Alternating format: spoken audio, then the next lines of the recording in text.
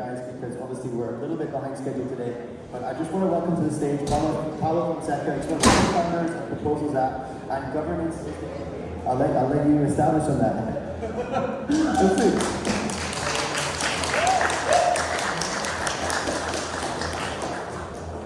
The other one, yeah. 1, 2, 1, 2. Test.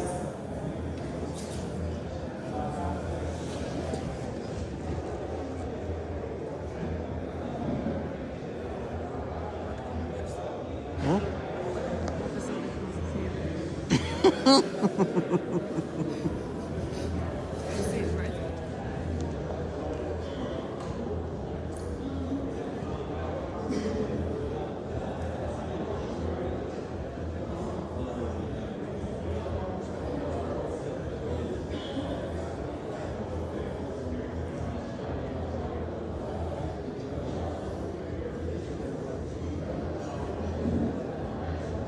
Wait, let's go back.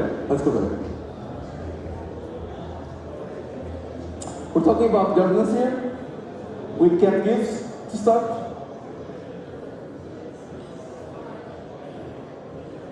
This is what the DAO looks like sometimes.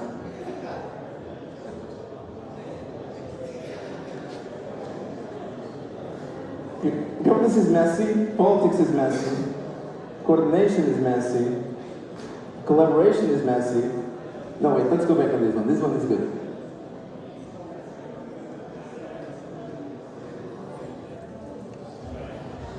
You bite and you lick, you know? That's how you collaborate in the DAO. Sometimes you bite, sometimes you lick. You try to cooperate. It's hard, you know?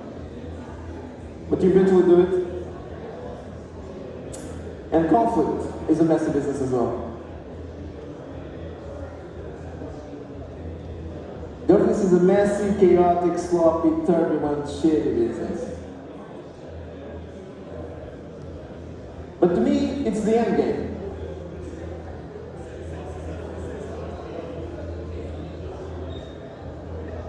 And you might think I'm exaggerating a little bit, but I think it is the end game for humanity. We need to figure out governance properly. And if you don't believe me, this was posted 4 hours ago on Bloomberg. And what happened in Romania is now a global matter, where an election for president was cancelled last December. And it created all this type of chaos, and presidential candidates were cancelled now. The election is going to be repeated in May, maybe. But Bloomberg summarized it as Europe's democratic backsliding, which is happening right now. And you can agree or disagree depending on your political view, blah, blah, blah, blah, blah. But it's happening. So democracy is stretching its capabilities in today's world, like as of today. Because it is the worst form of government. Except for all the others, said the big boss. The biggest government of them all. Winston Churchill. So yeah, to me, governance is the game. Is the end game in the sense that governance is a thing that we should figure out as humanity. And DAO governance specifically, to me, is the best test bed that we can experiment on innovating in governance. And figure out how do we manage ourselves, how do we govern ourselves as humanity going forward. And we were talking about this yesterday, and Ricardo said this and tweeted it out, that Arbitrum DAO is a test net for democracy. Arbitrum DAO is the biggest DAO out there by the most amount of money that's appearing, by the most amount of votes that are getting casted, by the most amount of discussion that is generating on all its proposals. And so if that's a place, if there is a place out there where people are figuring out and testing stuff in democracy, it's Arbitrum DAO for sure. And a while ago we were debating some experiments that are going on in Arbitrum DAO. Like you can buy voting power and have it cast a vote in a particular direction. And Andrew, my co-founder, said this, and I said that stress testing governance should be our love language. We should do more and more stress testing into governance systems, like Romania is doing in the real world, with the constitutional court doing stuff, and then blah, blah, blah, blah, and so on and so forth. I'm Paulo. I am a designer. I design DAO tools. I am building proposals.app with my co-founder right there. And I'm also, since September, Arbitrum DAO delegate. So I've been knees deep into Arbitrum DAO governance since September, kind of, and trying to figure things out. Some people say I ask too many questions in the Arbitrum DAO. Who here has joined the DAO? Okay. So Sinka's asked how many people know what the DAO is, so some people already joined the DAO, that's good. Who here has voted on an on-chain DAO proposal? Good. Only the on-chain count, by the way. Who here has created, published, and passed the DAO proposal? Good.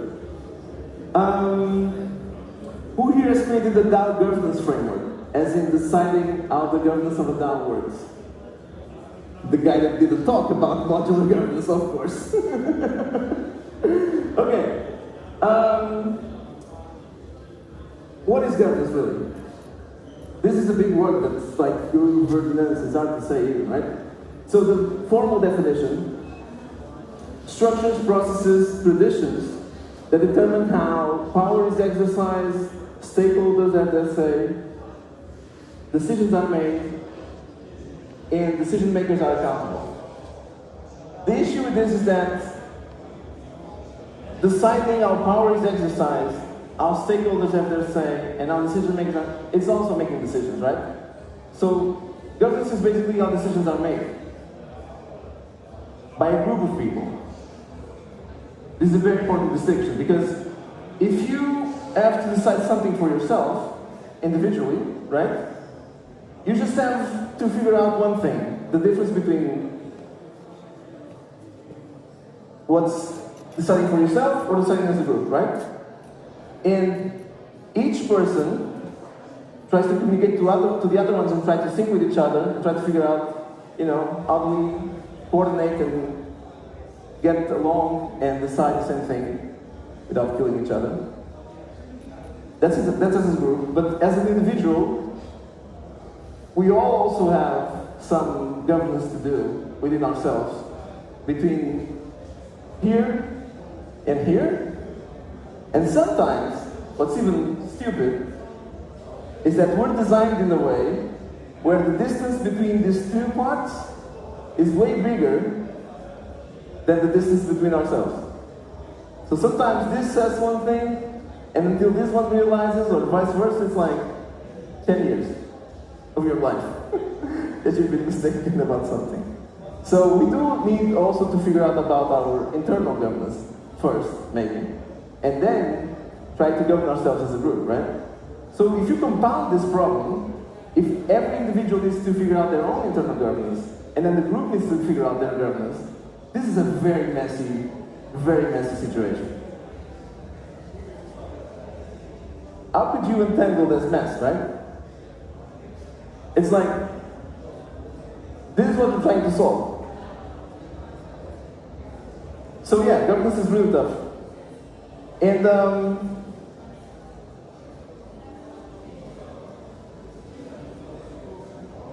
I believe it will always be messy because we are always messy. We humans. So, what should we do about it?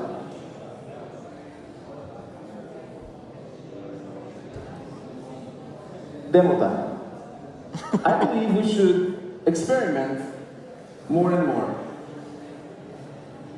In Arbitrum DAO, which I'm going to use as an example, we have a crazy chat that every Friday there's drama on. There's like 400 messages every Friday of people discussing stuff.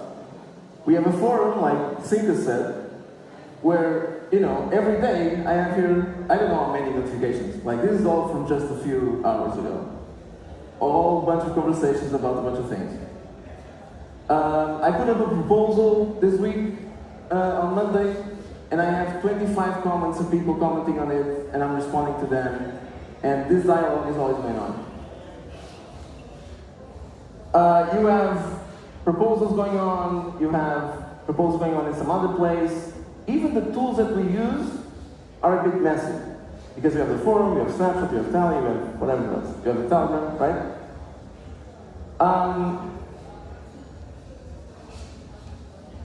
One of the experiments that I've been doing personally as a delegate is, I think, and don't quote me on this, but I think I am the only and first DAO delegate that voluntarily discloses all the money that I get from Arbitrum DAO publicly on the forum. So every time I get paid from Arbitrum DAO for doing anything, I go to the spread and I have here the total amount since September or something, and every time I get paid I do a post and the amount is zero. It's kind of shocking to me that nobody else is doing this. In the real world, politicians are forced to do this. Politicians need to sell their companies, need to declare all their earnings, right? We're still not doing this in our government. And because I did this, I was like, okay, what else can I experiment and fuck around with? So, we were debating a bunch of things in Arbitrum DAO about vote buying. There are some platforms in DAO governance where you can buy voting power to cast an option on the vote that you want to be casted. Yesterday, an election ended, as Singles mentioned, in Arbitrum DAO, that we had to elect 3 people for a thing, and we had 12 options to choose from. One of the candidates' friends bought the vote for him. And this vote that is available to be bought is literally the biggest amount of voting power in Arbitrum DAO right now. Are you uncomfortable? No, you're good. This platform that allows you to buy your votes, it's called Lobbyfy. And right now they have 19,299,000 ARC tokens to be bought for every proposal for a price. On yesterday's proposal, this vote was bought for 5 ETH, 10K at the time it was bought, and it was casted for a particular candidate. And you can see here that this particular candidate got 26 million votes, so he only got a bit more than the 20 million that he bought. So this guy, Joseph Schiari,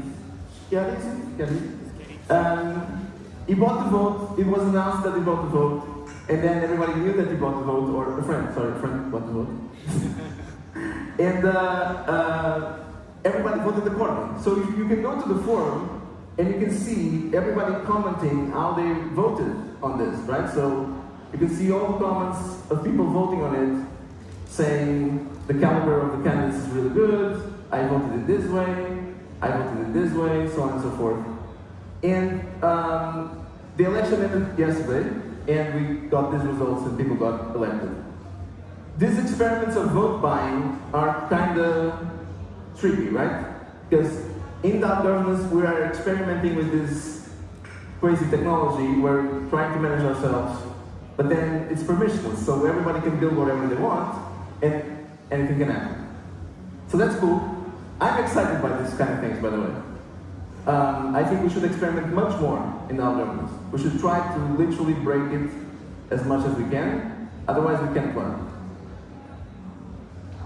One of the things that I'm also doing, because I disclosed my earnings, And so everybody knows how much money I got from the DAO. And I have a certain voting power that some people delegated to me and of art holdings that I own as well. And I decided to do this program, which basically is if someone delegates voting power to me, and I will represent them and vote with their voting power, I will share with them 10% of all my earnings. What this basically means is that imagine that the presidential candidate would say in this campaign running for president, hey, vote for me and I'll share my salary as president with everybody that voted for me. This is kind of what I'm doing. This is a crazy experiment. But DAOs allow you to experiment like this. And we should experiment much more. I'm putting myself out there, doing this kind of thing. Of course, when I published this, people said it's unethical, you are shady, all kinds of things. But I really do believe that we will only improve our democratic processes and our governance processes and systems and tools if we try to break it. So we should try to break it much more.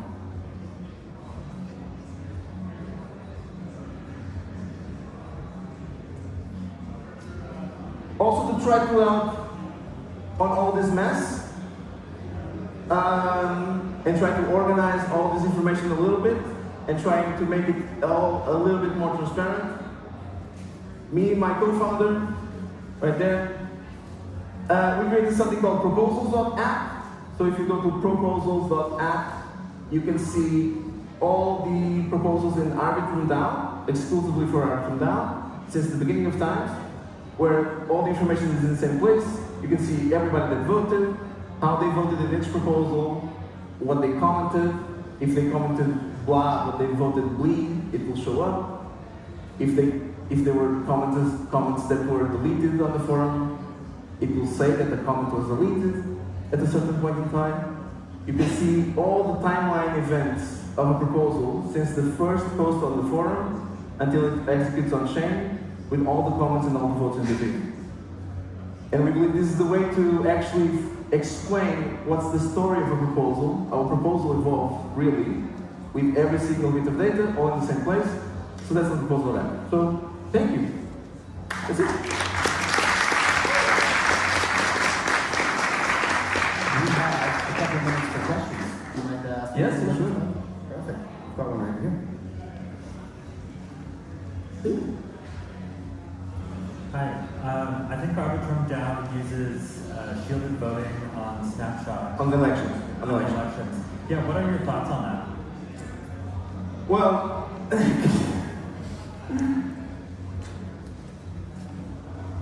the current situation is that there are some delegates that are very respected and do a lot of work to decide on how to vote. They're in the room. Like L2 Beats is by far the most competent delegate that there are in DAOs. And they do a lot of work. And everybody tries to copy their vote. So what they try to do is like, they vote last minute. Because they don't want people to copy their vote, right? And in elections, it's even more controversial, right? Because people just, oh, let me see the names. I don't even read the proposal. Oh, I recognize this name, boom, right? And people vote without knowing. So Arbitrum DAO has decided that for elections, the votes should be shielded, because usually people copy the votes of the delegates that they respect, and that's not good decision making. Everybody should decide for themselves. On this last election that ended yesterday, everybody was like freaking out because nobody knows what everybody is voting. This other guy got 20 million votes bought for him, and they were like, oh fuck, we have to strategically vote on the ones that we want. And so if you see the forum comments, even on Twitter threads, people are openly saying, I was going to vote blah, but I changed my vote when the Globify vote was bought to blah blah. And to be more precise, in Arbitrum DAO, the votes are shielded, but the delegates can still say who they voted for. So for example, I was very convinced that the right person to be elected was a particular candidate called Pedro. So when the vote started, I immediately voted for them. I posted on the forum, I posted on the Telegram chat, I posted on Twitter. I was basically campaigning for him, so that I could, try to influence someone to also vote for him. He got 4th place. It was very nice that he got 4th place. Very good job. Well, 5th place if you don't count, whatever. He was close. But yeah, on average now that's how it works. I think more and more, since I'm now experiencing the DAO as a delegate, all votes should be shielded. Yeah. And we actually had a proposal to decide that on Arbitrum DAO, and we had 3 options. All votes shielded, only elections shielded, or don't shield, and the DAO elected just elections, so that's why we're doing it. Another question, Megan. Thanks a lot for the talk. I'm not an expert in DAOs, but I really like your analogy with, real-world democracies. And I want to ask you, what's the equivalent of the justice system in a DAO? Because what you've talked about is the parliament approving budgets and so on. What's the equivalent of the justice system and the laws of a country in a DAO? Yeah, well, I think it's even worse because in DAOs we don't have separation of powers as in real government, and we should. Maybe there's someone in the room that's working on that. And in Arbitrum DAO, for example, the DAO decides all the proposals that they decide. They get voted on chain and they get executed. There's a DAO constitution that people should follow. And if there's a vote that is passed and is about to be executed and it doesn't comply with the constitution, which is a written document, the Security Council has veto power over proposals. So the Security Council can veto an execution of a proposal, and it also has emergency action power, so it can also do deployments and change things in the protocol. Because in Arbitrum, the DAO governance contracts actually control the whole Arbitrum 1 network. And so it's safe to have an escape hatch where the Security Council, which are elected, which by the way the elections are undergoing now, they're going to start the elections next week or something. They are 12 people in a multi-sig where they can veto and do emergency action. So that's the separation of powers that we have, which maybe should be one, but yeah. Any more questions?